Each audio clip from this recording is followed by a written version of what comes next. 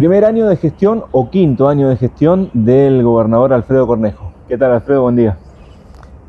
¿Cómo va? Bien, y estamos en fin de año también, diciembre. Y quería arrancar la entrevista con algo que en cada fin de año se le solía preguntar a los gobernadores, pero que hace mucho tiempo que yo al menos no lo escucho. Y es a partir de lo que pasó con Joe Biden en Estados Unidos. Antes se le preguntaba al gobernador siempre si va a indultar a alguien. Acá en Mendoza le va a rebajar la pena a algún Sí. detenido. ¿Ha tenido algún pedido de esto? ¿Se piensa? ¿Cómo esté hoy? Tenemos todos los años pedidos. Es una cláusula que está en la Constitución, una cláusula vieja que tiene muchas constituciones provinciales, que en medio es un resabio monárquico, ¿no? Porque era el rey el que conmutaba penas, ¿no? Y la verdad que en Mendoza no la estamos usando, no la usó el gobernador Suárez, no la usé yo en el otro periodo. Y no tengo pensado hacerlo. La verdad que es una cláusula que debería eliminarse de la Constitución, ¿no? El último que lo hizo fue Jaque. Sí. Tuvo muchas críticas Sí, por eso. Sí. Bueno, y en la cárcel hay dos dirigentes políticos, dos exintendentes. ¿Qué haría usted si alguno de los dos, Luis Lobos o Sergio Salgado, le pide una rebaja de condena o un indulto directamente? ¿Lo analizaría? ¿Cómo actuaría usted? No, son un ciudadano más y no hay para... Bueno, pierden su carácter de ciudadano cuando están condenados, ¿no? Pero digo, son una persona más, igualdad ante la ley. Si no indultamos a una persona por delitos de otro tipo, tampoco por los delitos de la administración pública, ¿no? Que son por los que están condenados ellos. Hace poco usted fue a ver una pelea de Carrasco. Bueno, perdió, pero fue algo muy comentado porque venía de una condena. ¿Le pidió en algún momento un indulto? No lo tengo pedido formalmente, pero sí la gente del Vox me lo ha comentado, me lo ha hecho llegar por interpósitas personas, o me lo han dicho ellos que deberíamos, y a todos les he explicado que no es, que no podemos hacer algo desigual ante otras personas que tienen el mismo pedido, ¿no? Hablaba de dos ex intendentes que hoy están presos por distintos delitos. Y hay un tercer intendente que está imputado, al menos por ahora, por delitos graves, por peculado, por ejemplo, que es Daniel Orozco. ¿Cómo ve la situación de Orozco hoy y qué le generó que hace poco haya dicho que va a ser candidato a concejal el año que viene? Yo creo que él no hace ninguna autocrítica, escondido en que cometió una traición política de irse del frente, que no deja de ser una traición. Escondido detrás de ese argumento, no explica en la justicia los delitos por los que se lo acusa, porque no está condenado, está acusado nada más, ¿no? Y no los explican qué es lo que debieran hacer. Si yo estuviese en su lugar, me concentraría en explicar que no cometí delito, no que es una casa de brujas, porque paradójicamente Lobos y Salgado decían que era una persecución de Cornejo, ¿no? Y sucesivas instancias los condenaron en sucesivas instancias y apelaciones, ¿no? Y es obvio que no había ni la más mínima injerencia del Poder Ejecutivo. Era obvio que la justicia se sometió en esos dos casos a las pruebas que tenía, ¿no? Es decir, los casos de Salgado eran cosas súper burdas, ¿no? Que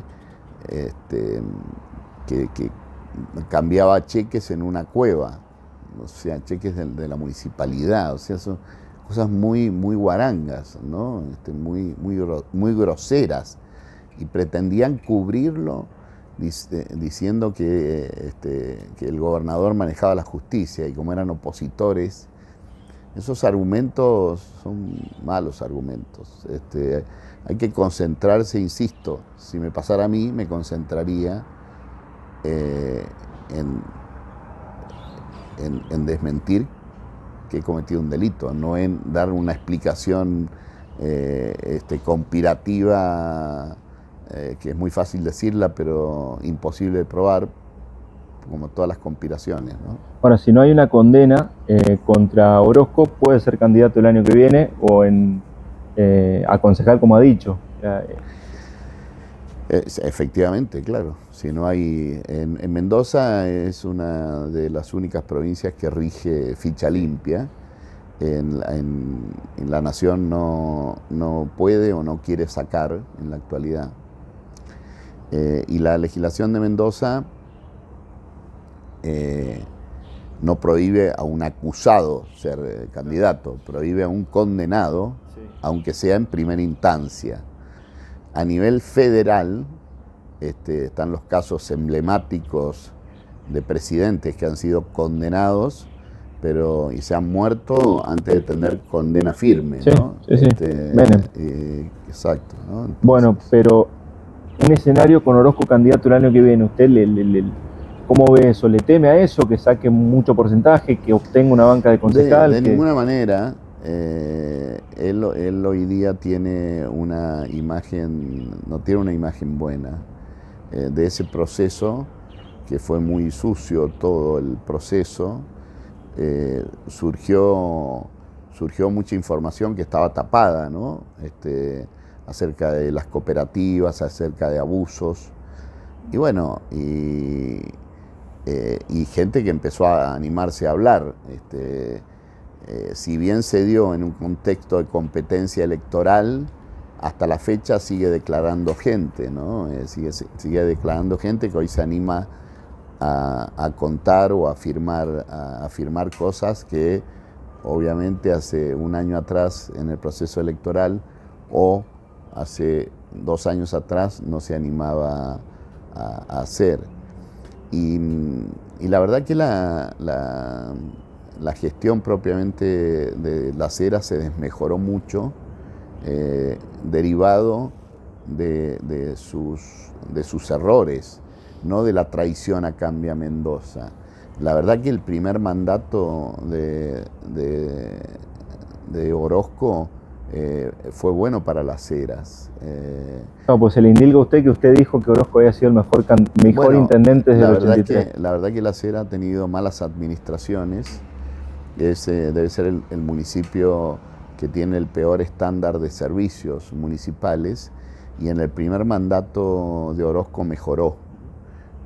Y yo lo hice público, es cierto.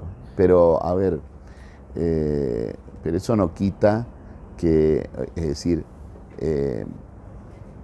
Lopresti, que era del equipo de Orozco, que fue su secretario de gobierno y que fue su secretario de obras, describió perfectamente toda la falta de equipamiento que perdió el municipio en los últimos 2 años de esa gestión. Máquinas, camiones, servicios, dejó de estar equipado, se concentró en hacer política con el empleo público, cosa que la mayoría de los municipios, exceptuando San Carlos, no está haciendo, ¿no? Casi todos los municipios no está aumentando su planta de personal. ¿Por qué menciona San Carlos? Menciona San Carlos porque es el único municipio del resto, está bastante estabilizado en materia de empleo público. El de San Carlos es un municipio que prácticamente gasta casi todos sus recursos en sueldos. ¿Pero eso es por error del actual intendente? Bueno, un proceso... No, del actual intendente seguro que no. Lleva un año y está tratando de hacer más eficaz la plantilla de personal. Es un proceso que lleva de años de hacer política con el empleo público. Entonces, pagar muchos salarios, que terminan siendo salarios muy bajos, si a eso se le agrega la inflación y la macroeconomía argentina, salarios paupérrimos, ¿no? Entonces, en Las Heras, los 2 últimos años, lo que se hizo fue emplear un montón de gente en el entendimiento y la hipótesis vieja, antigua, de que con mucho empleo público se ganan elecciones y se proyectan figuras, ¿no? Y ese error sí se cometió en el segundo mandato de Orozco. y se lo señalamos más de uno de nosotros, y eso repercute sobre los servicios. De hecho, todavía no puede recuperarse el municipio de Las Heras. Ahora en realidad está pavimentando algunas calles, está arreglando algunas luminarias, recién ahora está reiniciando una gestión en Las Heras más de un estándar mejor de servicios públicos municipales, pero está lejos de lo que están haciendo otros municipios como Guaymallén, como Godoy Cruz, como Capital, como Luján, como Maipú, ¿no? Por poner de variada índole ideológica, ¿no? Más allá de candidaturas que mencionamos al pasar, el año que viene hay elecciones legislativas de medio término, nacionales y provinciales y municipales. Se habla de la posibilidad de desdoblar las elecciones, que vayamos a votar nacionales el año que viene y provinciales en 2026. Al pasar el otro día, no sé si se le escapó o fue sin querer, usted dijo en una entrevista que los mendocinos el año que viene tendríamos que votar en 2 urnas distintas. En el cuarto oscuro que iba a haber 2 boletas únicas y 2 urnas para meter esas 2 boletas. ¿Esto implica que no va a desdoblar usted? No, expliqué en esa misma entrevista, sino que está editada esa parte. Está editada esa parte, expliqué que se hicieran en formas conjuntas, expliqué algo que la opinión pública, entiendo, no conoce, que con boleta única nacional y con boleta única provincial, si se convocaran el mismo día, no habría boleta de arrastre. Tendríamos 2 boletas únicas en el cuarto oscuro y afuera del cuarto oscuro 2 urnas distintas donde colocar el voto. Pero no da por hecho que vaya a ser. No doy por hecho que sea conjunta, pero que sí tiene implicancias, porque si bien si vamos simultáneamente el mismo día, rige el Código Electoral Nacional, pero no existe la boleta sábana, como pasó y esa es una apuesta a la boleta sábana, que la oposición apuesta mucho a eso, porque la oposición, por ejemplo, el peronismo provincial, el kirchnerismo que ha liderado el peronismo provincial en los últimos años, siempre apostó a colgarse de cuando Cristina era exitosa y medía bien de eso. Así salió electo Paco Pérez gobernador en la boleta sábana, que se votaba el mismo día, y Cristina sacó el 50% de los votos en Mendoza y Paco Pérez el 38%, creo que ganó, 37%, 38%, 39%, ¿no?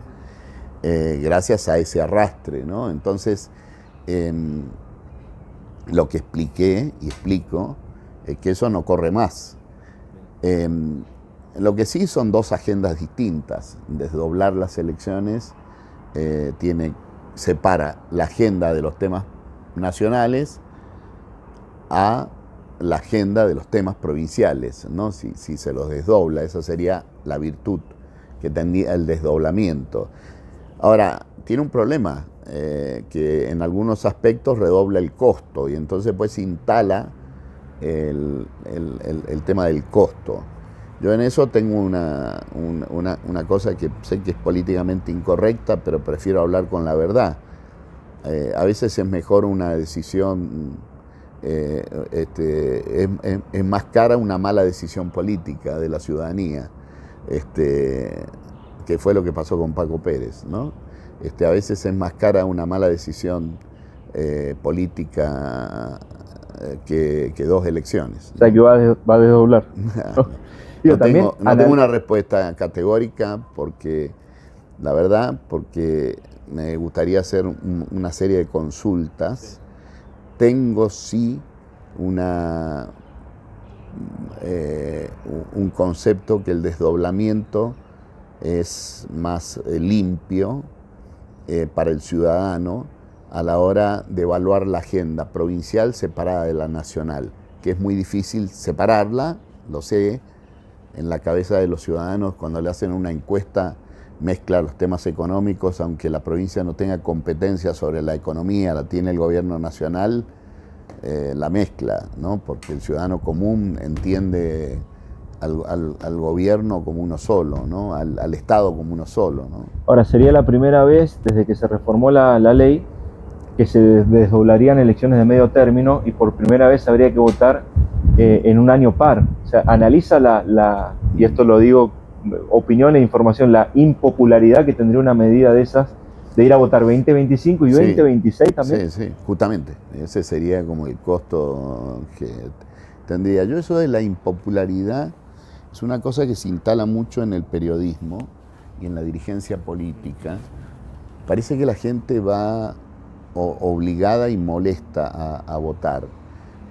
Yo creo que hay yo no lo percibo así, como que es una molestia. Una cosa es que la ciudadanía tenga con los políticos en general,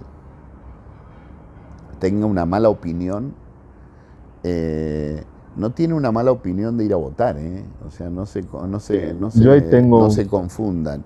Más cuando los trámites son sencillos y fáciles, ¿no? Es decir, cuando se han ido facilitándole las cosas al ciudadano, ¿no? Está muy instalado como que le molesta ir a votar.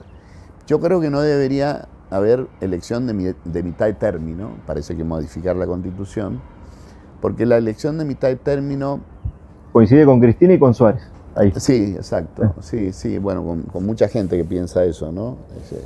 Vos estás proponiendo a dos famosos, pero yo creo que Suárez tampoco es tan famoso. Bueno, pero ha sido un ha sido gobernador reciente. Pero quiero decir, muchos tenemos esa opinión.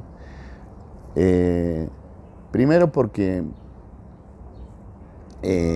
obliga al gobierno a concentrarse mucho en lo político y poner toda la energía en lo político, descuidando un poquito la gestión. Cosa que trato que no suceda, pero la propensión es esa. En segundo lugar, porque las elecciones de mitad de término, de medio mandato, es de principios republicanos, donde haya un control permanente de la ciudadanía, ¿no? Todo el tiempo. Y la verdad que hoy día, medios masivos de comunicación, esas constituciones se hicieron hace mucho tiempo, donde los medios de comunicación tenían la radio en nuestra Constitución. Ni siquiera estaba la radio. En 1916 ni siquiera estaba la radio, tenés razón. Bueno, pero después han habido modificaciones, digamos. Hoy hay medios masivos de comunicación, hoy hay redes sociales, que no hay que desconocer el impacto que tienen en la opinión de los ciudadanos, ¿no? Las redes sociales. Con lo cual hay un control de la ciudadanía y de la opinión pública muy superior al que había cuando se hicieron las constituciones estas, ¿no? Las constituciones y las leyes. Con lo cual el mandato de medio término creo que no es bueno para el sistema. Y sí creo que es bueno para el ciudadano la PASO, y sí creo que es bueno para el ciudadano y resguarda al ciudadano la boleta única. Y sí creo que es bueno para el ciudadano que las elecciones sean desdobladas con agendas propias y concretas de lo que se vota. Si es la administración provincial, es la provincial, y si es la nacional, es la nacional. Porque tienen competencias distintas el gobierno nacional de los gobiernos provinciales, ¿no? Ahora, hablo en nombre del ciudadano, no hablo en nombre del gobernante. Me atribuyo, bueno, también soy ciudadano, me atribuyo me doy esa licencia de hablar en nombre del ciudadano porque tengo los fundamentos para decir la PASO, porque no es la élite política. En la PASO tiene la élite política que tiene influencia a la hora de la oferta electoral, que la tiene y no podemos desconocerla. Tiene menos poder la élite política en una PASO, porque no puede llevar de candidato en la lista sábana, puede ir escondido en la lista de legisladores, no sé qué, pero en la de intendente o en la de gobernador no se puede llevar personas que tengan muertos en el placar, o sea, pasan por una PASO antes. Y entonces me parece que le resta poder a la élite y le da más poder al ciudadano. Finalmente los que tenemos poder político, no, nos conviene que no haya pasos, si uno lo ve desde ese punto de vista. Tiene más, como se dice vulgarmente, más manejo de la lapicera. En la PASO no es que la élite pierda el poder de la lapicera a la hora de la oferta, pero tiene que evaluar mucho mejor cómo constituir esas listas y esos candidatos. Sí, bueno, en los municipios hay ejemplos de candidatos que han pasado por el medio. Exacto. En su partido, incluso que han ganado la primaria sin ese aparato. Habló de las PASO, ahí sí hay un punto de diferencia con su predecesor, con Suárez, que está en contra de las PASO y él planteó incluso la eliminación. Lo he conversado con él, sí, tenemos una diferencia en eso. Él tiene sus argumentos que son bastante atendibles acerca del costo, pero vuelvo al costo, ¿no? Acerca del costo, acerca de que no todas las fuerzas usan, y tiene razón, a veces no se ha usado. La elección del 2019 fue una pérdida de tiempo y de plata, ¿no? En la PASO nacional de presidentes. Pero Mendoza ha usado las PASO. La ha usado el partido peronista, la ha usado en el último frente, la usó el partido peronista también, y la usamos el Frente Cambio Mendoza, el radicalismo. El único que no la usó en la SLUM, ¿no? Claro. En la última PASO, a eso de las 5 de la tarde... La izquierda la ha usado, incluso al Frente Izquierda. 5:30 de la tarde de la última primaria, cuando le mostraron los primeros boca de urna, quedaban a un Petri con cerca del 40% de los votos de Cambia Mendoza. ¿Qué, se asustó usted? ¿Lo sorprendió? Dijo, uy, no vaya a hacer cosas que dentro de una hora... Sí. Porque fue muy sorpresivo para Mendoza. No. A ver, hizo una muy buena elección, Luis.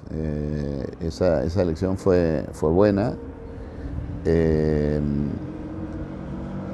yo creo que son los signos de los tiempos. Nos gusta mirar a los personajes y no mirar a la sociedad, ¿no? Nos ponemos más el foco. Vos preguntaste por Petri y no se te ocurrió preguntar qué le pasó a la sociedad mendocina en esa elección, ¿no? Que votó tanto a Petri. Claro, que votó más de lo que se esperaba. Claro, ¿entendés? Y me parece que hay que empezar a invertir las preguntas, incluso para entender este momento actual y entenderlo a Milei. Hay que mirar más a la sociedad que a los dirigentes, ¿no?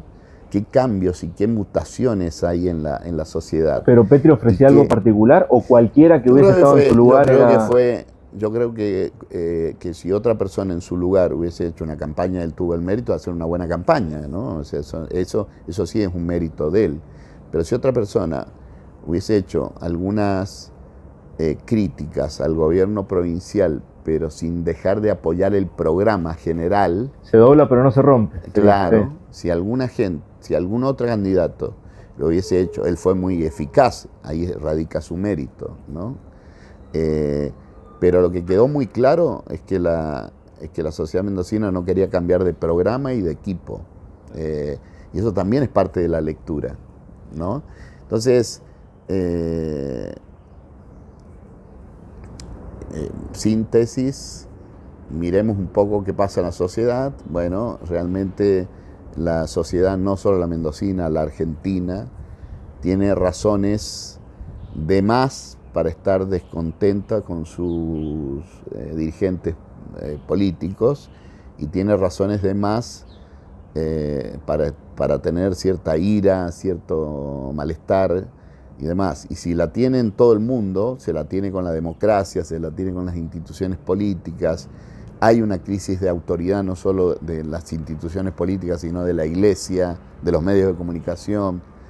El Papa recibe en Twitter en tantas críticas que algunas son feroces, ¿no? Es decir, si hay una crisis de la autoridad tan fuerte en el mundo, ¿por qué no la habría en un país como Argentina, que tiene un deterioro social tan brutal, ¿no? Es decir, de 15 años o más que no crece, que tiene el mismo Producto Bruto Interno, ¿no? Bueno. Estuvo con el Papa, con Macri, fue a verlo. Sí, En un aquel, saludo protocolar fue. claro, ¿no? me acuerdo que tuvo mucha repercusión la poca onda que le había puesto el Papa Sí. al saludo con Macri. Usted estaba al lado, digo, ¿cómo fue eso? ¿Cómo lo vivió? Yo lo viví igual que como lo reflejaron los medios. Lo que Pero yo algo no que haya tuve. visto que no se sepa ahora. No, lo que me...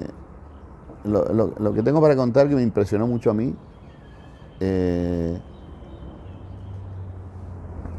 que nosotros hicimos todos el saludo, entregamos cada uno un regalo, nosotros un vino de misa que llevamos de Urtubey, un poncho creo que fue, y no sé, Rosana Bertone, la ex gobernadora de Tierra del Fuego, no recuerdo el regalo. Un celular. Claro, un celular armado en Tierra del Fuego. Y terminó, o sea, fue muy cosa, pero se quedaron el expresidente Macri y su esposa se quedaron conversando y su nena, que era muy chiquitita en ese momento, y se quedaron conversando un rato largo después, ¿no? Con ellos. Entonces nosotros lo esperamos arriba en una combi, una Traffic, que estaba dentro del Vaticano, en la parte de atrás, que es muy linda, que no había tenido oportunidad de conocerla si no hubiese entrado ahí. Así que la visita turística es a la Plaza de San Pedro o a la Basílica, pero entramos por atrás, donde hay jardines, un cerro, el cerro, que ahora me olvidé del cerro de Roma, tan relevante. Entonces lo estuvimos esperando en ese lugar y pasó bastante tiempo. Y se subieron los dos y entonces alguno de nosotros, no sé quién, les preguntó qué tal la entrevista y Macri y su esposa dijeron fantástica, fue una charla re entretenida, muy amena, él muy sensible con nosotros y qué sé yo. Bueno, y como está la comunicación online, todos en los teléfonos estamos mirando una cosa muy distinta Claro. a la que ellos habían experimentado, ¿no? Era muy distinta a la que habían experimentado ellos, que se habían quedado hablando a solas, ¿no? Y Macri no es de mentir, digamos, y con todo eso debe ser cierto. No, pero por supuesto que no sé si no es de mentir, pero sería ridículo que mintiera en eso, es decir, fue muy espontánea la conversación, fue muy espontánea de él y su pareja, ¿no? Su esposa. Usted menciona mucho o diferencia lo que es el on del off. Incluso reclama que los que hablan en off también hablen en on, hablándole al micrófono. ¿Hay un off instalado en Mendoza de que usted tiene una especie de acuerdo o compromiso de apoyar una eventual candidatura en 2027 de Suárez? Como que estaría esto de uno y uno y uno y uno. ¿Es eso, un off? ¿Qué tanto de realidad hay? No. La verdad que me cuesta muchísimo contestar preguntas sobre las futuras candidaturas, porque la primera impresión que se lleva el que hace la pregunta y el que está escuchando, de cada 10 estoy seguro que 9 dice no, esto no es así, se está guardando algo, tiene una escasa credibilidad en esta Está el acuerdo firmado, todo. Claro, sí. Exacto. Pero la verdad que no lo hay. Lamento que la teoría conspirativa no sea esa. Tampoco sería pero un delito, no lo hay claro. para Rodolfo, pero no lo hay para nadie, porque me cuesta interpretar cómo vamos a llegar dentro de 3 años. O sea, las cosas que pasan hoy en el mundo en materia de elecciones obligan a mirar mucho la sociedad y los cambios que está teniendo en sus comportamientos políticos, ¿no? Esos cambios son notorios, son muy notorios. Entonces, proyectar 3 años antes A este gobierno le queda 3 años. Y en lo que a mí respecta, creo que es mi obligación ejercer el poder, cumplir con la regla de la autoridad. La autoridad no es que la necesite el gobernante, la necesita más la sociedad que el gobernante. Es decir, pero el concepto de autoridad no es solo firmar un decreto, el decreto puede ser letra muerta, hay que sostener la autoridad. Entonces, candidaturas con anticipación, lo único que hacen es poner más en crisis la autoridad y más en crisis la gobernabilidad, ¿no? Entonces, bueno, me parece poco atinado hacerlo. Y me parece mucho más tonto proyectarlo, mucho más tonto proyectarlo y mostrarse como candidato cuando las urgencias de la ciudadanía no pasan por la carrera política, no tienen en su cabeza la carrera política en este caso de Rodolfo Suárez, porque vos pusiste ese nombre, pero no la tiene de otros. Ahí están expectantes, qué es lo que será el próximo. No tienen sus urgencias en eso. Entonces queda como más casta ser candidato, ¿no? Sí, queda como más problema de casta, ya que esta palabra se ha instalado tan fuerte. Y me cuesta muchísimo proyectar cosas con la experiencia que estamos teniendo en las últimas elecciones, pero quizás en la Argentina también, ¿no? Una persona que no tenía partido político, hace 2 años atrás, gobernó, está gobernando y va a llevar 1 año de gobierno. Una persona que gobernó, que ganó sin partido político, que no tenía partido político hace 2 años, terminó ganándole a la maquinaria electoral más importante de la Argentina de los últimos 70 años, que es el peronismo, ¿no? Entonces, una segunda vuelta, ¿no? Sí, sí. Entonces, y en las primarias también. Y en las primarias también, ¿no? Entonces, proyectar cosas, la sociedad está dando señales, ¿no? Entonces, pero no quiero evadir que a mí me gustaría que este programa de gobierno tenga continuidad. O sea, así que sí que voy a intentar que sea gente de nuestro equipo, del mismo equipo, y si fuera posible de nuestro mismo partido también, ¿no es cierto? Intentaría eso. Pero que eso te lo digo ahora, pero te lo podría haber dicho hace 1 año atrás y no es una respuesta que sea muy... Sí que vamos a tratar que sea. ¿Quién? No lo tengo y no creo que vaya a tener una respuesta mía al menos hasta finales del mandato. Y en lo personal, hace poco en un evento con Alacino, me acuerdo que compartieron, usted habló, destacó la juventud de Alacino y usted dijo algo así como, bueno, yo ya soy más grande y ya estoy pensando en el retiro. 2027, ¿es la fecha que está analizando o habló del retiro más como una cuestión conceptual? Yo creo que los que nos apasiona esta actividad, sí, y que nos hace feliz hacerlo, aunque tiene un montonazo de riesgos y sinsabores, como muchas otras profesiones, nos cuesta retirarnos. No me imagino no trabajando en cosas que sean colaterales a esta, pero lo que quise decir, y quiero ponerlo en contexto, que él hizo un discurso acerca de que tiene que haber mucha más técnica y tecnología en la gestión y menos política. Y yo la verdad que no comparto con ese concepto, entonces lo contradije en público. No lo contradije a él, cada uno tiene derecho, yo tengo derecho a pensar lo que pienso y él tiene legítimo derecho a pensar eso. Quizás él formuló más la hipótesis, porque yo lo veo como un político, no como un técnico a él. Es decir, si él se quiere mostrar como un técnico, bueno, a lo mejor, bueno, uno siempre quiere mostrarse, nos pasa a todos, ¿no? Nos queremos mostrar como... Sí. Pero la verdad que la democracia y la administración del interés general y la representación del interés general necesita articulación política. Que se puede hacer la gestión pública con robots y no hacerlo solo con seres humanos, lo estamos probando, ¿no? Lo estamos probando no en Mendoza, en todos lados, en el mundo.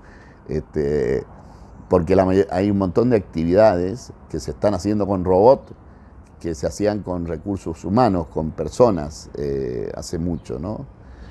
Hasta hace muy poco tiempo. Pero que la representación del interés general pueda prescindir de la política, no sé en qué manual sale eso, o sea, difícil de que exista eso, ¿no? Y en ese síntesis, sí. Están cambiando muchos empleos, están desapareciendo algunos, se están creando otros nuevos, es un proceso de la revolución tecnológica que estamos asistiendo, pero difícilmente la profesión de político desaparezca en ese concepto de representante de la administración del interés general, no del particular. La propensión que tiene el ciudadano es a pensar que en el mundo, que el dirigente político se mira el ombligo y trabaja para él. Y esa es una propensión muy instalada en el mundo y la verdad que tienen sobrados ejemplos para tener esa idea, pero la sociología y la sociología política explica que finalmente los sistemas requieren agregación y representación del interés general, ¿no? Ahora, en ese contexto usted mencionó de que era más grande que Alacino y que pensaba eventualmente en retirarse, volviendo a ese tema. Claro, ¿Fue algo más bien? lo que quise decir, vos como político vas a tener mucha más vida política que yo. Claro. No te compres la del robot político, porque no va por ahí la cosa, pero no va por ahí porque, bueno, porque alguien tiene que representar el interés general. Eso no quiere decir que nos sirvamos de robots para hacer mejores gestiones municipales, provinciales y nacionales, ¿no? Porque también lo pongo en contexto. Fue en unas jornadas justamente de temas de modernización, de digitalización, que fue una jornada muy exitosa, muy bien armada. Recién hablaba de Milei. Y que la organizaba Luján. Claro, hablaba cómo Milei aprovechó esta cuestión social para mostrarse distinto y sin partido ganó. Hoy lo más parecido, lo más distinto en Mendoza, ¿no es Alacino? En cuanto a estilo, en cuanto a esto, usted lo mencionó, de que dice poco más, dice hay que prescindir de la política. No. No, bueno, yo no lo veo así. Yo no veo ningún Milei en Mendoza. Yo veo que todos son nacidos y criados en la actividad política, ¿no? En la actividad política y en la buena y en la mala política, ¿no? Hay buenos políticos y malos políticos y a todos los veo ahí. Yo no creo que Milei sea... Vuelvo al punto. Quizás mi formación en las ciencias sociales y en los clásicos me permiten mirar más la sociedad que a las personas que componen la sociedad. Y ese concepto tampoco es muy aceptado vulgarmente, ¿no? Masivo. La sumatoria de los individuos no constituye lo mismo que la sociedad.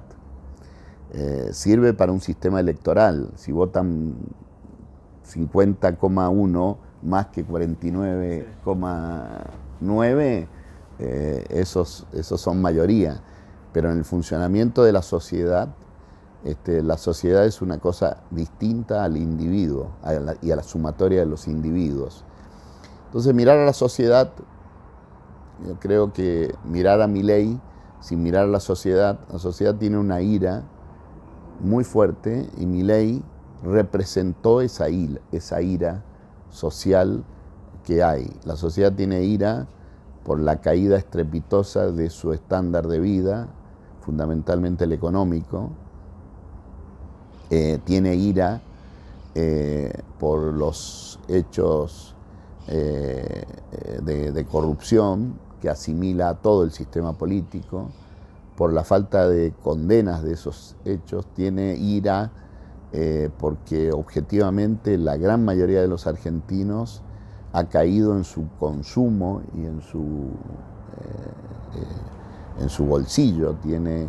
Y bueno, y él la expresó desde una invalidación antisistema, pero objetivamente está gobernando en el marco del sistema y yo soy uno de los que lo está apoyando. Es decir, tiene que pasar por el Congreso, las leyes, tiene que cumplir la Constitución, está sujeto a órdenes judiciales. Una provincia fue con un recurso y lo ganó Chubut, y él se vio obligado a cumplir y cumplió ese mandato. O sea, está sometido a un sistema finalmente, Milei. Una cosa es lo que dijo en la campaña y cómo la ganó, y otra cosa es que alguien piense que esté gobernando afuera del sistema. No está gobernando afuera del sistema. Y por eso creo que hay que apoyarlo, además, porque está haciendo cambios que son necesarios que la Argentina haga y que los haga en democracia. Y tiene apoyo más porque la vara está muy baja después de un gobierno tan malo como el de Alberto Fernández y Cristina, ¿no? Más allá de las chances que haya, ¿a usted le gustaría que la lista nacional del año que viene de Mendoza sea en acuerdo con Milei? No descarto nada y veo razones para las dos cosas. Veo razones para que confluyamos en una lista porque apoyo en público y en privado muchas de las cosas que está haciendo Milei en materia económica. Y debo agregar que los que se hacen los mileístas, son mileístas en Mendoza y críticos del gobierno provincial, tendrían que entender que los mensajes del gobierno nacional para el gobierno de Mendoza son muy positivos. O sea, Federico Sturzenegger dice: Mendoza es el faro, el que hay que seguir, que viene haciendo cosas de hace un tiempo. Y es Federico Sturzenegger, o sea, no lo está diciendo... Sí, para los mileístas está el cuadro de Milei y el de Sturzenegger al lado. Exactamente, ¿no? Estoy hablando de un ideólogo, ¿no? Pero después podemos escuchar al secretario de Minería, qué es lo que dijo en la cumbre, qué dijo las 2 veces que ha venido, cómo habló de la institucionalidad de Mendoza, que Mendoza es un ejemplo, o de Pablo Quirno, cuando estuvo ahora también en las jornadas. Es un mensaje muy largo, pero en 2 oportunidades dijo que Mendoza era un ejemplo, que a los inversores les recomendaba Mendoza por su independencia del Poder Judicial, por su seguridad jurídica. Bueno, es un ida y vuelta, hay coincidencias ahí, así que no descarto que podamos confluir ahí. Ahora, también yo tengo diferencias en algunas cosas, que yo no sé si son convicciones del presidente o lo hace para su propio electorado y su núcleo duro. Yo no creo que haya que demoler el Estado, como dice él en su planteo económico. Al contrario, yo creo que los padres fundadores, como se les llama en Estados Unidos, los que hicieron la Constitución y demás, Alberdi, que hizo la Constitución, que todavía sobrevive porque la del 1853 se modificó en el 94, en el siglo pasado, pero guardó los mismos principios. Alberdi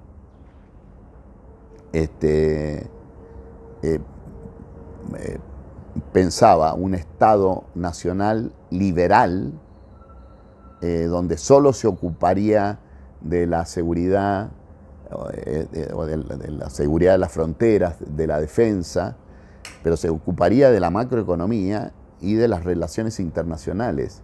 Y el resto se lo deja a las provincias, con lo cual el Estado está en las provincias. La educación pública, de conceptos liberales como Sarmiento, la ley 1420, o de toda una generación de liberales, es la educación pública que la tenía la nación, que se la traspasó a las provincias en el siglo pasado. Es decir, el Estado en las provincias es imprescindible para igualar oportunidades y para hacer que los mercados funcionen correctamente, pero que funcionen correctamente desde el punto de vista de la igualdad de oportunidades, no para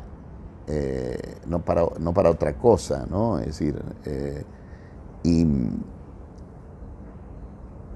y el Estado lo necesitamos que se recauden impuestos. O sea, el semáforo de la esquina no se paga solo, no lo paga el contribuyente, el privado. La educación pública alguien la tiene que pagar. Entonces ese concepto de destrucción del Estado también ahí me hace ruido. Lo entiendo más como destrucción del Estado bobo, ese que no contribuye al crecimiento económico. Y bueno, con lo cual no descarto en el plano de las convicciones una confluencia, si los dos los queremos, pero tampoco lo veo como oportuno definirlo ahora, y no vería tampoco como un problema que compitiéramos por separado, ¿no? Bien. Hablaba de minería. Se ha hablado un montón en estos últimos tiempos del distrito... Creo que más problema tiene la oposición mendocina, la oposición a mi gobierno, que tenemos el kirchnerismo por un lado, que intenta ganar colgado de un proyecto nacional, como fue exitoso, y las otras formaciones que estuvieron en Cambia Mendoza y se alejaron de Cambia Mendoza en el último año del gobierno de Suárez, y quieren colgarse de los éxitos del gobierno de Milei, ¿no? No hay un programa alternativo al programa que nosotros administramos, que sea mendocino, genuinamente mendocino, que encargue los problemas. Tengo muchos ejemplos para ver cómo a ellos les falta programa. Su plan político para ganar elecciones es colgarse el kirchnerismo de una ola nacional de rechazo, o como fue en el 2011, y al resto colgarse del éxito de Milei, ¿no? Se necesita un programa mendocino como el que tiene Cambia Mendoza y que oportunamente lidero yo. Ahora, en ese escenario que usted plantea, facilitaría las cosas desdoblar la elección Yo creo que sería el óptimo para el ciudadano, como te digo, pero también hay que saber pagar el costo político de dos elecciones, todo eso, ya lo mismo que conversamos antes, ¿no? Sí, y hablaba de la Unión Mendocina recién. Le aprobó la Unión Mendocina, acompañó su presupuesto, algo que en algún momento no era impensado. ¿Qué pasó ahí? ¿Usted intervino o fue algo delegado? A ver, yo no puedo hablar en nombre de ellos. Creo que ustedes tienen que hacer interpretaciones alrededor de eso. Yo tengo una interpretación, la mía, es que nosotros proponemos cosas razonables. O sea, no aumentamos los impuestos, salvo actualizamos por inflación. Nosotros estamos en equilibrio fiscal. Nosotros estamos poniendo 12% de obra pública de inversión, que hace muchísimos años que Mendoza no tiene. Y todo eso estaba en el presupuesto. ¿Cuáles serían las razones? Nosotros roleamos la deuda eficazmente. Le hemos bajado la deuda en dólares a Mendoza sustantivamente en esta gestión. Y le pedimos cláusula para rolear la deuda. Y le demostramos que fue exitoso el roleo que hicimos este año, que Mendoza ganó dinero roleando la deuda. ¿Por qué votar en contra de ese presupuesto? Lo que pasa es que uno tampoco se explicaba por qué la Unión Mendocina votó en contra del Código Minero. Bueno, ahí está. Entonces la explicación que uno encuentra es que hubo algo político que los hizo cambiar de parecer. Yo tengo otra explicación. Han habido conversaciones políticas y el intendente de Luján, por ejemplo, que quiere la extensión del metro tranvía a Luján y que terminemos esa obra, y que tiene, le pedimos, mirá, dale los argumentos en los temas inmobiliarios y patente que va a parar a los municipios. Eso sí existió. Ahora, que él fue el autor de que se cambiara de cosa, a mí no me consta que cambiaran de opinión. Pero yo insisto en la otra mirada. ¿Por qué se tenían que oponer? En el Código de Procedimientos Mineros, vos fíjate lo que ocurrió. Ahí es donde muestro que no hay un programa alternativo al nuestro. ¿Qué decían ellos? No vamos a votar porque esto, por la empresa Impulsa. Ese fue el argumento. Pero sí, no, bueno, estamos con la minería. Es decir, convivían Difonso, que es notoriamente antiminero, o sea, creo que eso no queda duda, convivían en un mismo bloque, conviven en un mismo bloque con gente que dice que sí a la minería.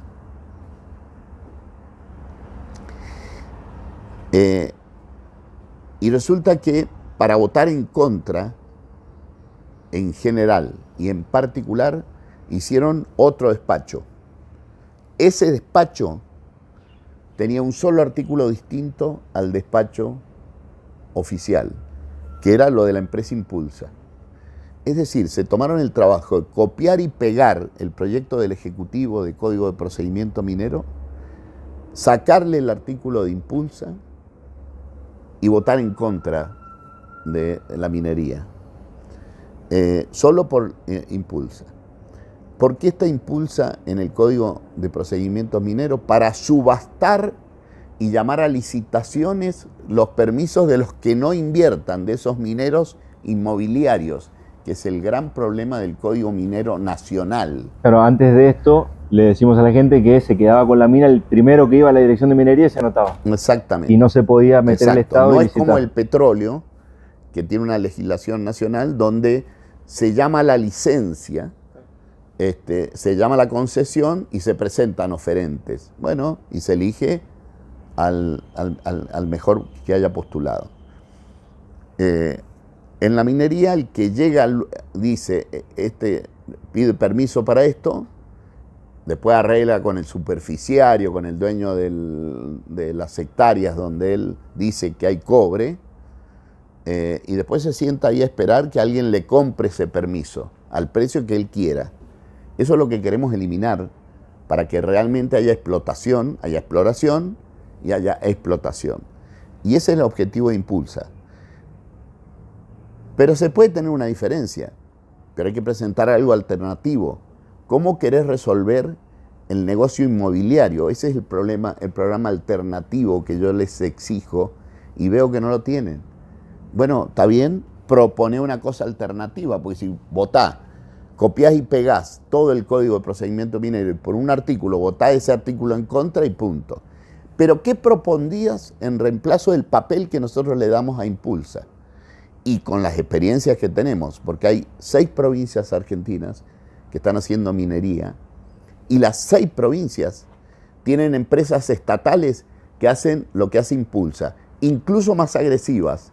Se quedan con un porcentaje o le pagan un canon al dueño del permiso para darle la aprobación. O sea, hay como la palabra extorsión no está bien usada en este caso. Lo que se hizo en un primer momento con Emesa y el petróleo. Exactamente. La época de Pérez. Exactamente. Un carry que se le llama. Es decir, se le cobra un porcentaje para quedarse con el área de petróleo.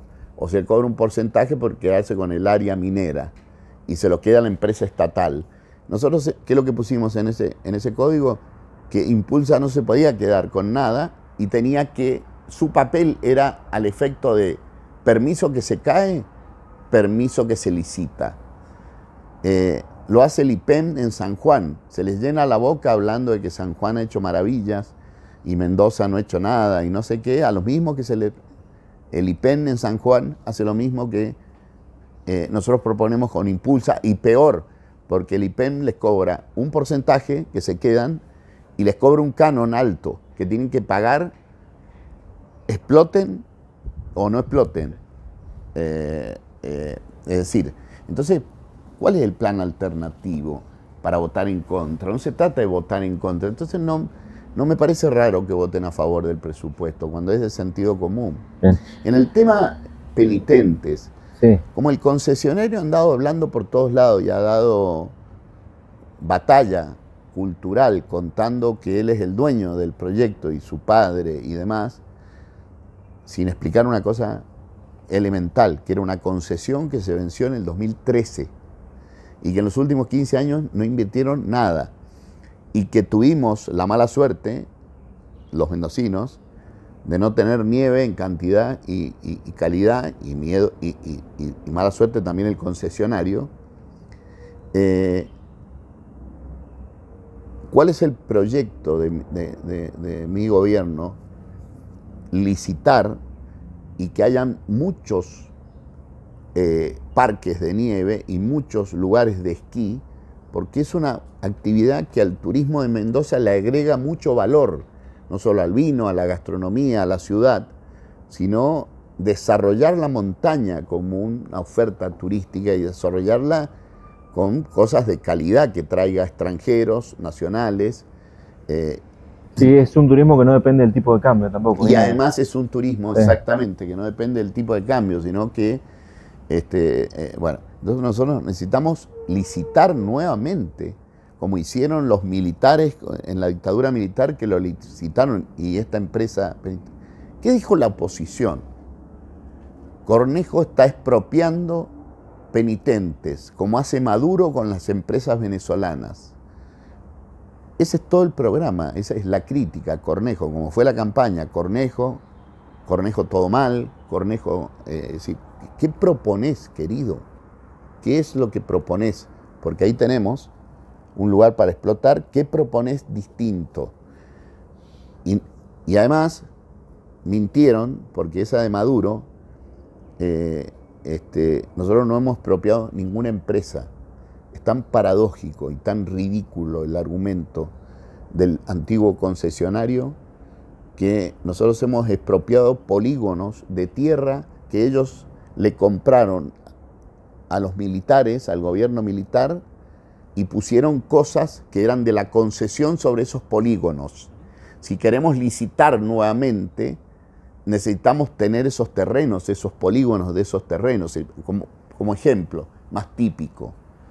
Uno de los polígonos son los medios de elevación. Se compraron cosas y pusieron los medios de elevación sobre un terreno que era propiedad de ellos, no de la concesión. Entonces tuvimos que expropiarlo. Nosotros nunca expropiamos penitente, nunca expropiamos una empresa, expropiamos un terreno de utilidad pública.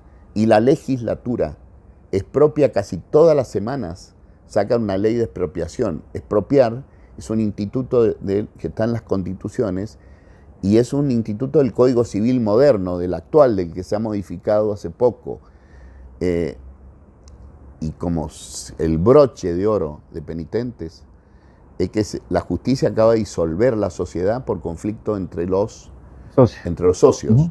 Y la oposición lo único que ha hecho ha sido escuchar al concesionario sus argumentos falaces y los reproduce con consignas como que se expropia como en Venezuela.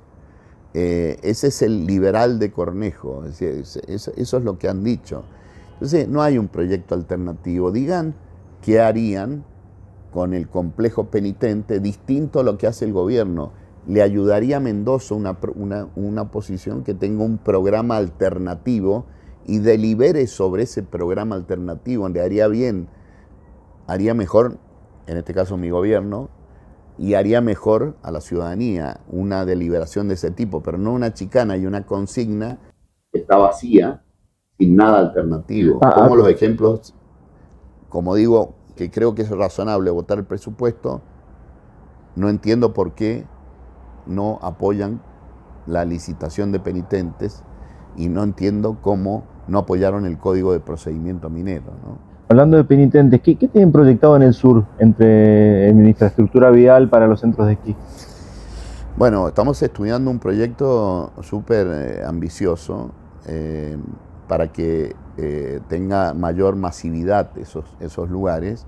Primero, Las Leñas ha tenido a pesar de que no hay gran inversión en las leñas en los últimos años, las leñas ha tenido su mejor temporada en años, ¿no? Tiene números azules en este momento, eso es interesante. Y se está construyendo incipientemente, el gobierno nacional está concediendo las tierras para el proyecto del azufre. Nosotros estamos proyectando un camino que se le llama el camino, la ruta ya existe de alguna forma, pero el camino de los 7 valles, que va desde las leñas hasta el azufre, ¿no? Es un camino hermoso turísticamente y que permite, bueno, visitar y realmente disfrutar la montaña en ese lugar. Toda la zona tiene nieve varios meses al año, el azufre casi 6, pero el lugar es bellísimo, es uno de los lugares más lindos de Mendoza, ¿no? Y creemos que tiene una potencialidad enorme de turismo extranjero y nacional, y de turismo de alta gama que deja muchos recursos. ¿Y bajo qué esquema se haría esa obra? ¿Con fondos del resarcimiento por la promoción industrial o público-privado? Yo no lo tengo todavía definido, porque quiero tener definido el programa, ¿no? El proyecto bien definido, ¿no? Pero sí, como mínimo, los verdaderos beneficiarios van a ser quienes ya tienen cabañas, explotaciones, hoteles en el lugar, tienen hoteles de buena calidad, bueno, las leñas está claro, pero como Valle Hermoso, etcétera, ¿no? Entonces creemos que el sector privado tiene que contribuir ahí, ¿no? en esa ruta, ¿no?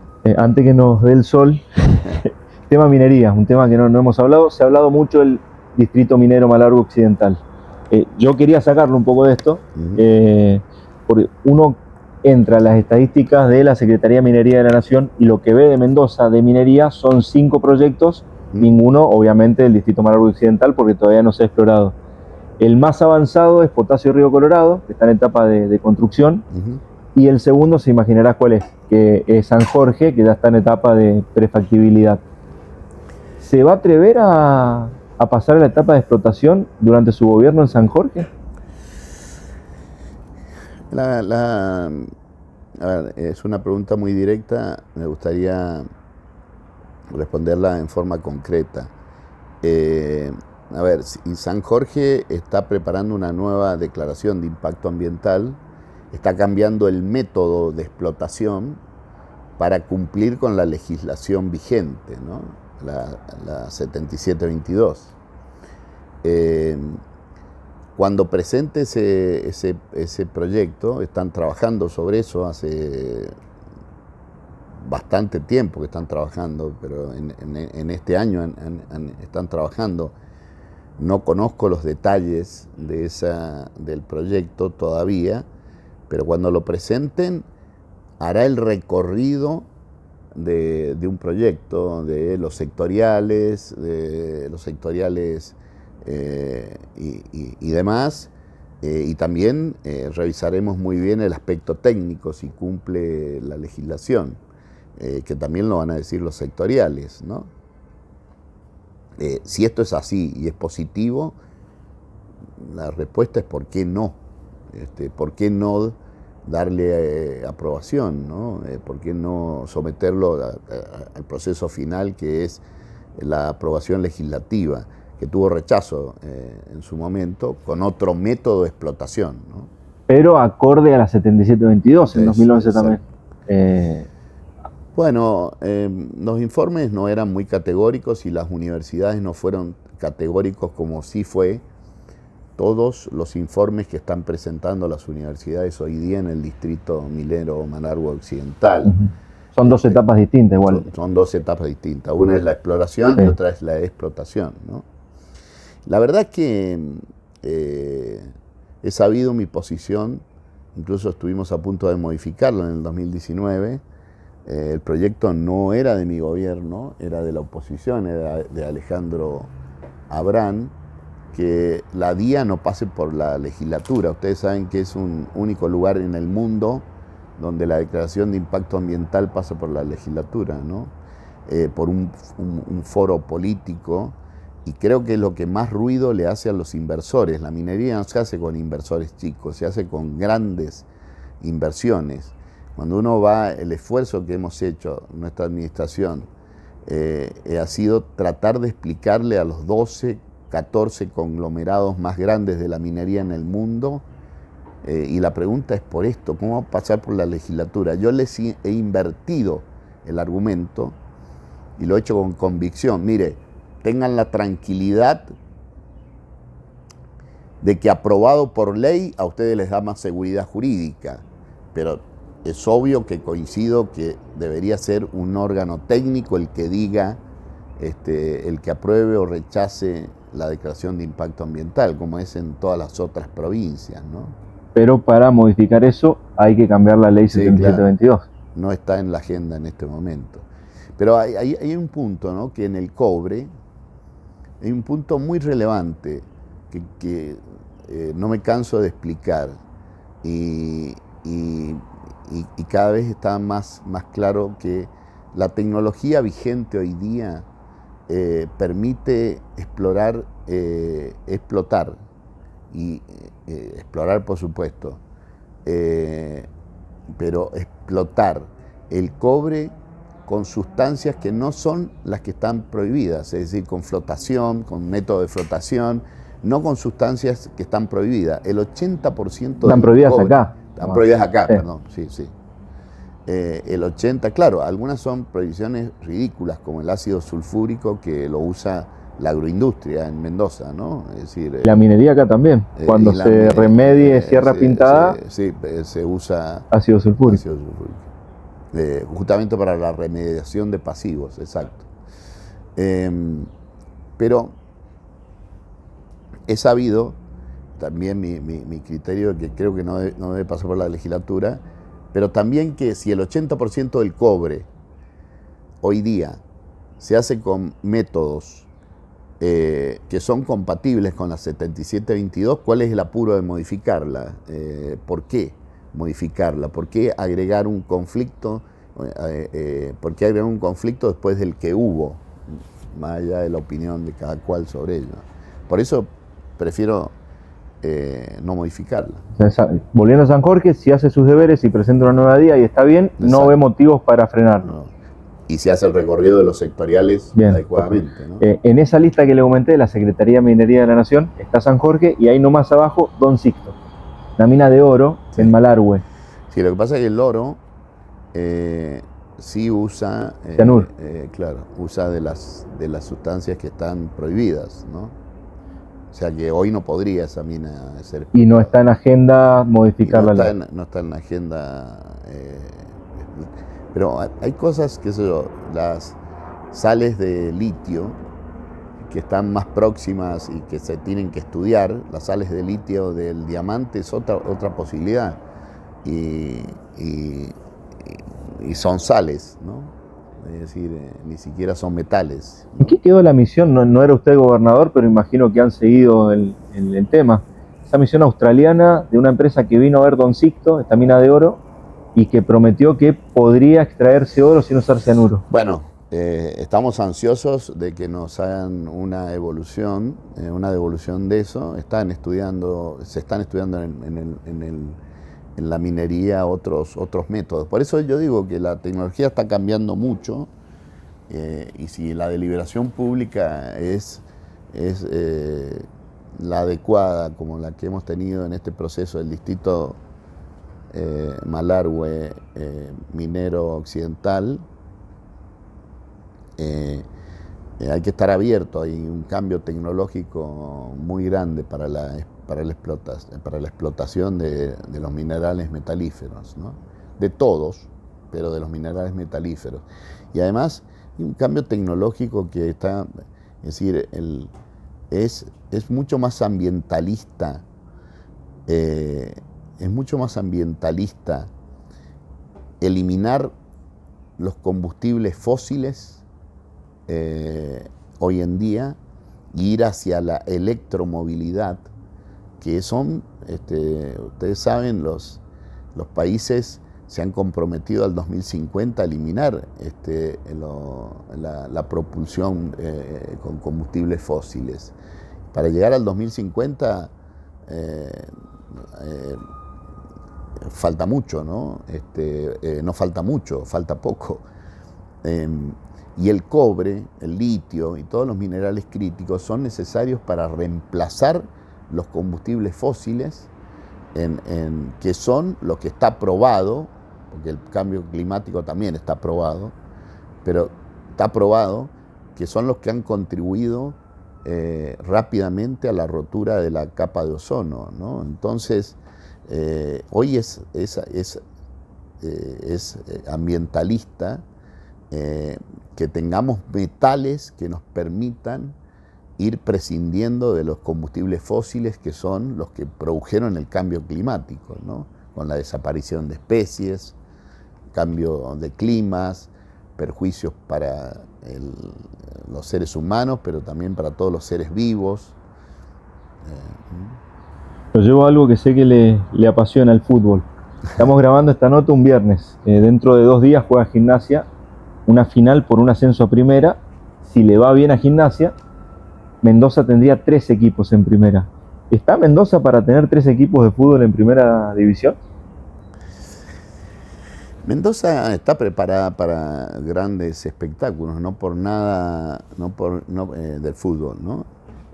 Son noticias cuando hay hechos violentos de gente que son inadaptados sociales y son literalmente delincuentes que se esconden detrás de la bandera de los clubes. Pero Mendoza ha tenido eventos exitosísimos en el fútbol, finales de la Copa Argentina, finales de la Supercopa que se jugaba,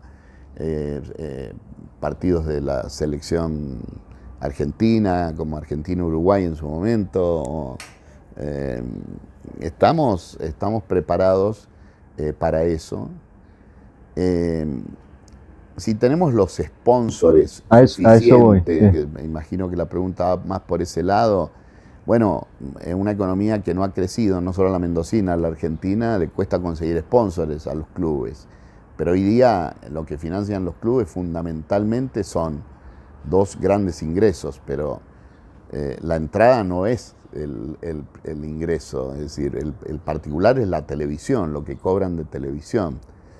Y ahí los clubes, Godoy Cruz ha hecho un gran mérito con un plantel, con un presupuesto muy reducido, se ha sostenido, va a ir para 2 décadas en la primera división del fútbol argentina, que es una de las 8 o 9 ligas más competitivas del mundo, ¿no? Y se ha sostenido Godoy Cruz. Ahora está la Lepra en primera división y la verdad que yo deseo, además de apasionado de fútbol, que Gimnasia gane la final, y más que es contra San Martín de San Juan, que es un rival de Godoy Cruz muy aguerrido, ¿no? Y lo deseo también como mendocino. Creo que le va a venir bien también a Mendoza. Lo que está mal es el fútbol argentino. Sí, está mal administrado. Da gusto ver el fútbol inglés un sábado, un domingo, que son de los placeres que tengo en mi vida privada, de poder verlo y disfrutar como la pelota sale 7, 8 veces del campo, no hacen tiempo, porque los árbitros no lo permiten, porque bueno, y es maravilloso. Y la dirigencia del fútbol se esconde detrás del campeonato del mundo, pero la verdad que lo ganaron jugadores que son argentinos, pero que juegan en Europa, ¿no? La mayoría de ellos, ¿no? Cuando ve una... Entonces, donde hay reglas, hay profesionalismo, hay el papel de la dirigencia del fútbol, sin generalizar, porque hay dignos representantes de la dirigencia del fútbol, es patético lo que han llevado al fútbol argentino, ¿no? ¿Tapia qué opinión tiene? Bueno, es obvio que eso es el principal responsable. ¿Cómo puede ser que se eliminen los descensos a mitad de campeonato, finalizando el campeonato? Todo eso es un cambio de regla y no es la primera vez que lo hacen, ya lo han hecho varias veces. Y no es que ahora porque les favoreció a un club mendocino podemos estar a favor, pero lo han hecho varias veces, o sea, ¿no? Es un cambio de regla ridículo. La sospecha que enfrentan a los árbitros, las consignas que le dan a los árbitros. Veamos, es decir, yo sueño que me gusta el fútbol y me gusta la política, ¿no? Las dos cosas. Yo sueño con un país donde en el fútbol los árbitros no sean noticia. Ese seguro que ha sido un partido muy bueno. Y sueño un país donde los políticos pasen desapercibidos, porque va de suyo que tienen que hacer administración, gestión de la cosa pública, y lo importante sean lo que hagan los individuos, los talentosos empresarios, los talentosos trabajadores, los talentosos científicos, los talentosos artistas, los talentosos. Sueño que eso sea lo importante, como los talentosos jugadores de fútbol, ¿no? ¿Cómo vivió lo que... Veo al Estado como un árbitro y a un gobierno como en el papel de un árbitro que pasa desapercibido. Eso sería lo ideal. La mayoría de los países europeos, en sus provincias o en sus municipios, la gente no tiene muy claro quién es el alcalde, ni tiene muy claro quién es el gobernador del Lander. Acá alguno en Godoy Cruz piensa que es intendente todavía usted. Sí. Algún medio, bueno. Puede ser, claro, que piensen. Pero, sí. Godoy Cruz, ¿cómo vio lo último el club Godoy Cruz? Todo lo que ha pasado últimamente con la salida del Gato Oldrá, con tristeza. Y estas versiones en off de apuestas deportivas, ilegales, etcétera. Yo no creo que los jugadores de Godoy Cruz estén en el tema de las apuestas. Yo no podría poner las manos al fuego por nadie, como no es usual hacer eso, pero no me cierra eso, no me cierra. Sospecha de las apuestas hay en el fútbol, en el fútbol que estoy diciendo que admiro, ¿no? Como el inglés o el español, la liga española y demás, y pocas cosas se han comprobado, y las que se han comprobado han sido muy severas, ¿no? Pero esas ligas tienen autoridad para comprobar si hay faltas de ese tipo. La AFA tiene poca autoridad para comprobar y ver esas cosas. Yo creo que no han habido apuestas en los jugadores. Esa es mi impresión. ¿Y con Oldrá habló? Veo bien, en general veo bien el papel de los dirigentes de Godoy Cruz. Yo creo que son gente que sabe de fútbol y lo prueba su éxito. Tener un club como Godoy Cruz tantos años en la primera división, sin ganar nada, eso también hay que decir. Sí, es cierto, pero también sin presupuestos que tienen los grandes clubes, que son los que han ganado, porque no hay clubes chicos que hayan ganado cosas. Por ahí hay una Copa Argentina, que también es azarosa la Copa Argentina, porque también sabemos que es eliminatorio, tenés un mal partido y te quedas afuera de la ronda, ¿no? Pero Argentinos en este tiempo ha ganado, Talleres. Talleres no, perdón. Patronato ganó una Copa Argentina. Bueno, ganó una Copa Argentina. Patronato está en el descenso, ¿no? Yo no le daría. Yo creo que los dirigentes han hecho bien las cosas. Y el Gato en particular, que no es un dirigente, mucho más que eso, es un jugador técnico muy bien formado, también ha hecho muy bien las cosas. Juzgarlo por los últimos 6, 7, 8 partidos, creo que es injusto. Como juzgar a Petroli al arquero por un hierro que tuvo y un gol que fue responsabilidad de él, cuando en realidad debe haber salvado como 9 o 10 que eran goles. ¿Qué mensaje o qué habló con Oldrá? Imagino que después de la salida alguna comunicación tuvo o no, nada. No. No me he comunicado, no conozco lo que él ha dicho públicamente y no tengo nada de que no sea. Yo creo que es una persona bastante íntegra, trato como para decir una cosa y hacer otra, ¿no? Creo que probablemente haya sido un error que él haya anticipado que se iba a ir. ¿Cree que eso alimentó las versiones? Puede ser que eso puede contribuir a eso.